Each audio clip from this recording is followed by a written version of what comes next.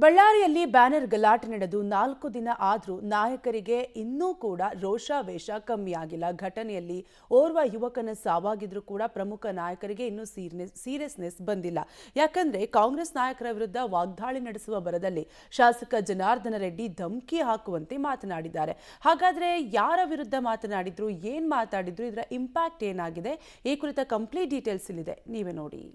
ಬಳ್ಳಾರಿಯಲ್ಲಿ ಬ್ಯಾನರ್ ಗಲಾಟೆಯಾಗಿ 4 ದಿನ ಜವಾಬ್ದಾರಿ ಮರೆತು ನಾಲಿಗೆ ಹರಿಬಿಟ್ರ ಗಾಲಿ ರೆಡ್ಡಿ. ನಾಗೇಂದ್ರ ಗಣೇಶ್ ಕಾಲಿನ ಧೂಳಿಗೂ ಸಮವಲ್ಲ.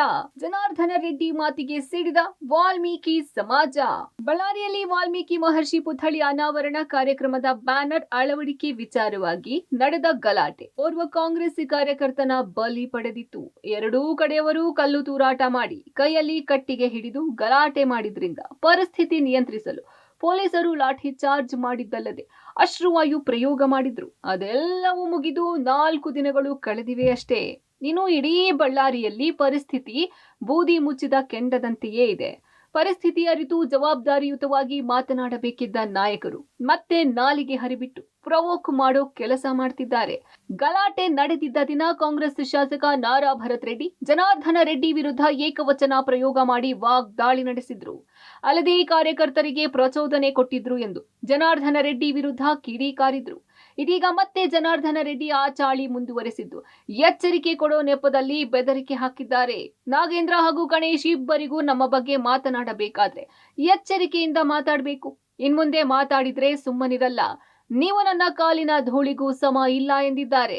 ಆ ರೌಡಿ ಗ್ಯಾಂಗ್ ಕೆಲಸ ಮಾಡ್ತಾ ಇದ್ದವನ್ನ ಆ ಬದುಕು ಬಿಟ್ಟು ಇಸ್ಲಾಮಲ್ಲಿ ನಿರ್ಮಾಲಿಕನಾಗಿ ಬಂದು ಒಳ್ಳೆ ಬದುಕನ್ನ ದುಡಿಯೋದನ್ನ ಕಲಿಸ್ಕೊಡ್ತೀವಿ, ದುಡಿದು ಬದುಕೋದನ್ನು ನೀನು ಕಲಿಬೇಕು ಅಂತ ಹೇಳಿ ಕರ್ಕೊಂಡು ಬಂದಿದ್ದು. ಎಲ್ಲ ಕಾಂಗ್ರೆಸ್ ಪಕ್ಷಕ್ಕೂ ಹೋದಾಗ್ಲಿಂದ ಹಿಡಿದು ಕೂಡ ಇದುವರೆಗೂ ಕೂಡ ನನಗೆ ರಾಜಕೀಯ ಜನ್ಮ ಕೊಟ್ಟಂಥವ್ರು ರಾಜಕೀಯ ಗುರುಗಳು ಅಂತೇಳಿ ಮಾತಾಡೋದು ಒಂದು ಕಡೆ.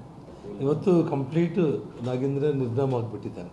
ವಾಲ್ಮೀಕಿ ಹಗರಣದಲ್ಲಿ, ವಿಶೇಷವಾಗಿ 180 ಕೋಟಿ ಹಗರಣದಲ್ಲಿ ನಾನು ಭಾಳ ತಾಳ್ಮೆಯಿಂದ ಅವನ ಬಗ್ಗೆ ನಾವು ಎಲ್ಲಿ ಕೂಡ ಮಾತಾಡಿಲ್ಲ.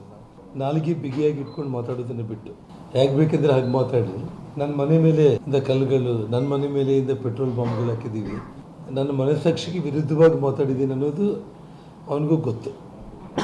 ಇನ್ನು ಮುಂದೆ ಏನಾದರೂ ಇದೇ ರೀತಿ ಮಾತಾಡೋದಕ್ಕೆ ಏನಾದರೂ ಪ್ರಯತ್ನ ಮಾಡಿದರೆ ಮಾತ್ರ ಭಾಳ ಗಂಭೀರವಾಗಿ ಜನರು ಬುದ್ಧಿ ಕಲಿಸ್ಕೊಡ್ತಾರೆ. ನಾಳೆ ನಿನಗೆ ರಾಜಕೀಯವಾಗಿ ನಿಂತು ಮುಗಿದೋದ ಕತೆ.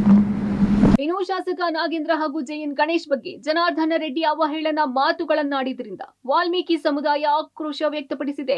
ವಾಲ್ಮೀಕಿ ಪುತ್ಥಳಿ ಉದ್ಘಾಟನೆ ಕಾರ್ಯಕ್ರಮ ಹಾಳಾಗಿರೋದಕ್ಕೆ ಜನಾರ್ದನ ರೆಡ್ಡಿಯೇ ಕಾರಣ.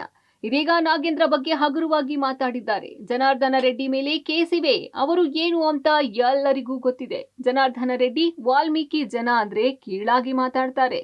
ಜನಾರ್ದನ ರೆಡ್ಡಿ ಬದುಕಿರೋದು ವಾಲ್ಮೀಕಿ ಜನಾಂಗದಿಂದ. ನಾಗೇಂದ್ರ ಬಗ್ಗೆ ಮಾತಾಡ್ತಿದ್ದೀಯಾ? ಮುಂದೆ ಜನ ನಿನಗೆ ಬುದ್ಧಿ ಕಲಿಸ್ತಾರೆ. ನಾಗೇಂದ್ರ ಹಾಗೂ ಜೆಎನ್ ಗಣೇಶ್ ಇಬ್ರು ನನ್ನ ಕಾಲು ಧೂಳಿಗೂ ಸಮ ಇಲ್ಲ ಎಂದು ಅವಮಾನ ಮಾಡಿದ್ದೀರಿ.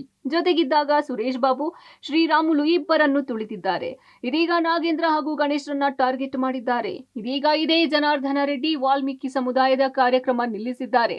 ಮತ್ತೆ ವಾಲ್ಮೀಕಿ ಸಮುದಾಯದ ನಾಯಕರ ಬಗ್ಗೆ ಮಾತಾಡಿದ್ರೆ ಪ್ರತಿಭಟನೆ ಮಾಡ್ತೀವಿ ಎಂದು ವಾಲ್ಮೀಕಿ ಸಮುದಾಯದ ಮುಖಂಡರು ಜನಾರ್ದನ ರೆಡ್ಡಿ ವಿರುದ್ಧ ಆಕ್ರೋಶ ವ್ಯಕ್ತಪಡಿಸಿದ್ದಾರೆ. ಇಲ್ಲಿ ಕೇಳಿ, ಈಗ ನಾಗೇಂದ್ರನ ಬಗ್ಗೆ ಅವ್ರು ಎಷ್ಟೆಲ್ಲ ಮಾತಾಡ್ತಿದಾರಲ್ಲ, ಎದಕ್ರಿ ಅವರಿಗೆ ವಾಲ್ಮೀಕಿ ಜನ ಅಂದ್ರೆ ಅಷ್ಟು ಹೀನವಾಗಿ ಮಾತಾಡ್ತಾರವರು. ಇದಕ್ಕೆ ಮುಂಚೆ ಅದೇ ಶ್ರೀರಾಮ್ಗೆ ಅಂದ್ರೆ ಒಂದು ಗುಂಡ ಅದು ಇದು ಅಂತೇಳಿ ಇಲ್ಲ ವಿಡಿಯೋ ಐತಿ ನೋಡ್ರಿ, ತೋರಿಸ್ತೀವಿ. ಈಗ ನಾಗೇಂದ್ರ ಬಗ್ಗೆ ಮಾತಾಡ್ತಾನ ಅವ್ರಿಗೆ ರೆಡ್ಡಿ ಇನ್ನು ಇವತ್ತು ಏನನ್ನು ಚಡ್ಡಿ ಆಗ್ತಿ ಅಂದ್ರೆ ಅದು ವಾಲ್ಮೀಕಿ ಜನಾಂಗದಿಂದ. ನಿಮ್ಗೆ ಏನನ್ನ ನೀವು ಬದುಕಿ ಇಷ್ಟು ದಿನ ಇದಂದ್ರೆ ಅದು ವಾಲ್ಮೀಕಿ ಜನದಿಂದ. ಬಳ್ಳಾರಿ ರಾಜಕೀಯ ನಾಯಕರು ಈ ಅನಾಹುತದ ಬಳಿಕ ಎಚ್ಚೆತ್ತುಕೊಂಡು ಇನ್ಮೇಲಾದ್ರೂ ಜವಾಬ್ದಾರಿ ಅರಿತು ನಡೆದುಕೊಳ್ಳಬೇಕಿದೆ.